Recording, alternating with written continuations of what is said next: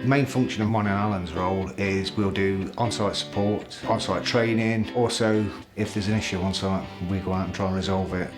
The meeting we've had today is with the technical team here at Wunda. The product which we was using was the Ultra Level It 2, suitable for underfloor heating. We'd always say use full bag, full bottle.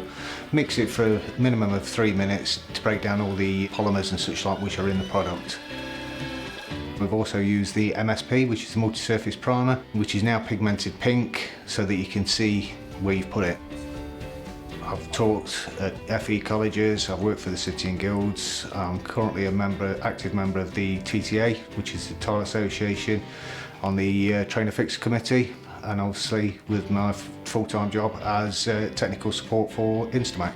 It gives the tech guys here that peace of mind that they know that they've got somebody technical that they can rely on in respect of the levelling compounds which are being used over the Underfloor system. Providing that they're bonded correctly and put down in accordance with the manufacturer's instructions, yes, you can tile to them, not an issue, but obviously it's using the correct products to do the job.